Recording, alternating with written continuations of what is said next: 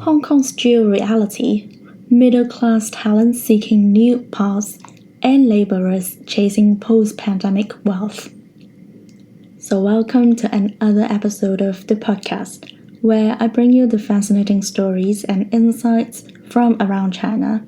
I'm your host, and today I'm gonna dive into the contrasting dynamic of Hong Kong, a city where demand for mainland Chinese talent is at an all-time high.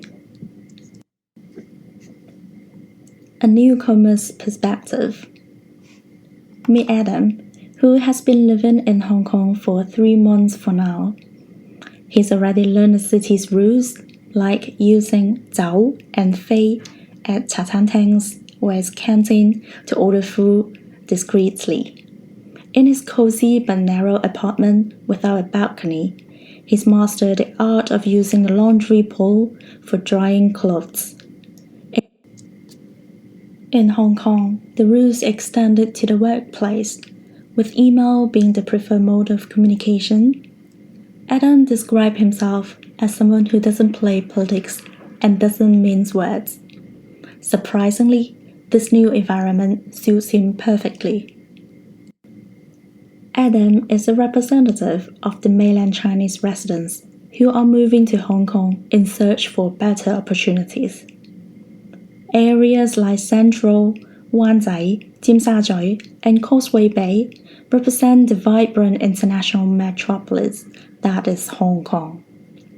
Here you'll find a diverse mix of people, from tourists and business travelers to job seekers, parents looking for quality education, and low-skilled laborers.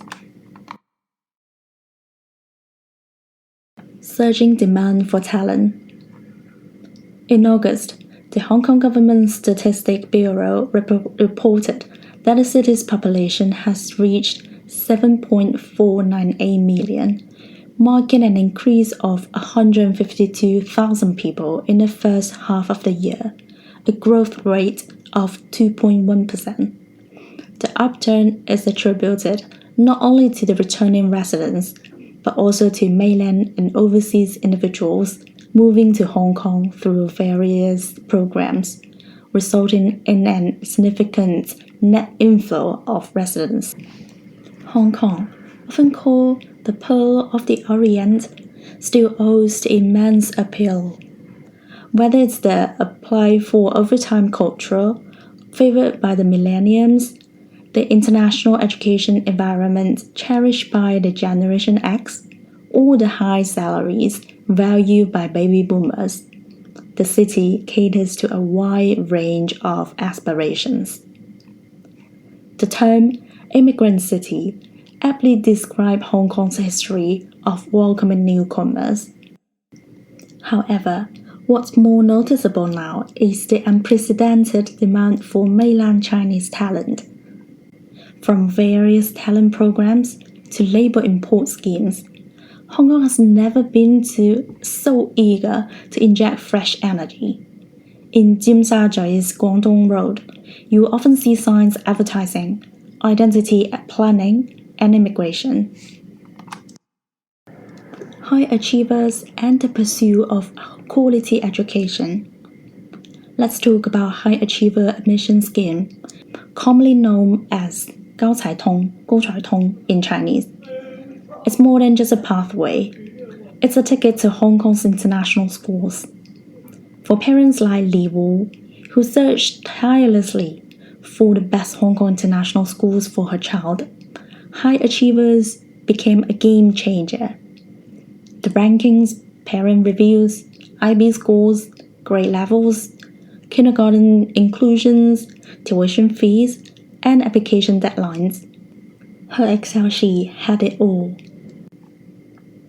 By the end of July, the High Achiever program has reached over 40,000 applications and approved more than 30,000 for Li Wu and many others. This isn't just about getting ahead. It's about securing a promising future for their children. In a city where public school admission rates are fiercely competitive, this program offers a unique opportunity. a flexible approach. Now, let's shift our focus to a different perspective. Adam, who moved to Hong Kong in May through the talentless scheme, has a background in IT. Unlike some who aim for permanent residency, he sees Hong Kong as a platform for his career development rather than a final destination.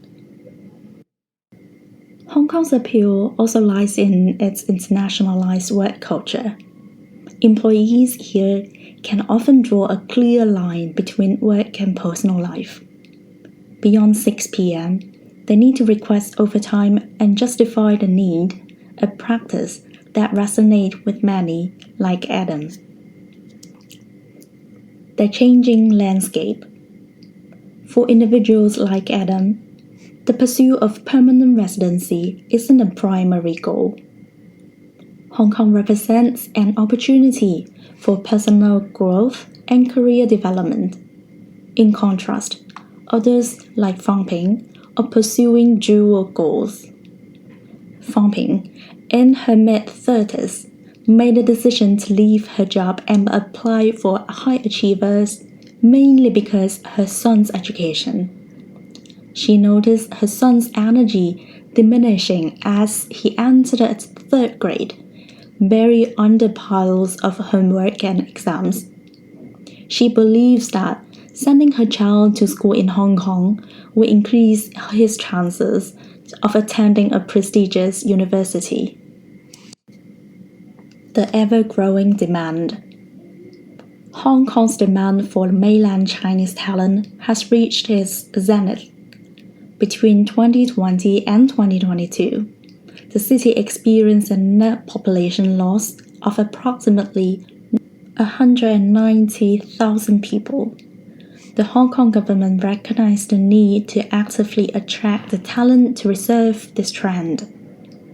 Sid Sibyl, Vice President of Hays Greater China and head of Hays Hong Kong, has observed a surge in mainland Chinese candidates applying for positions in Hong Kong companies.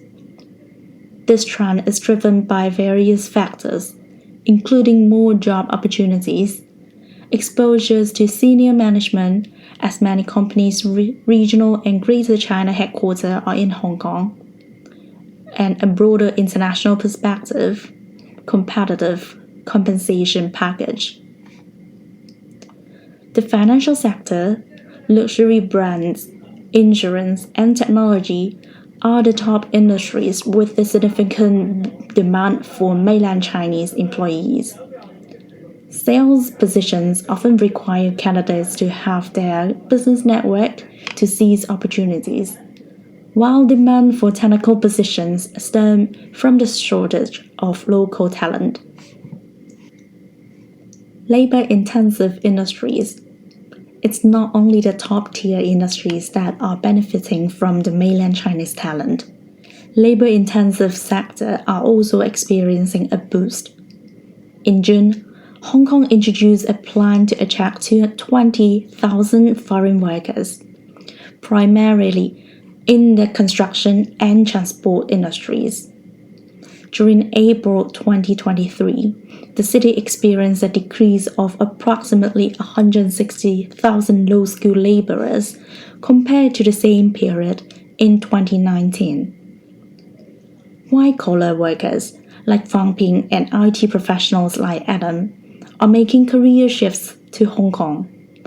On the other hand, blue-collar workers from the mainland are seizing the opportunity to work in the city to earn their first bucket of gold post-pandemic.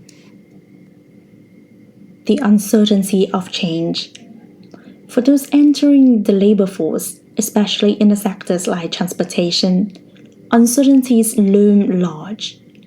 Employers are still awaiting quotas, and the process of hiring foreign workers remains unclear.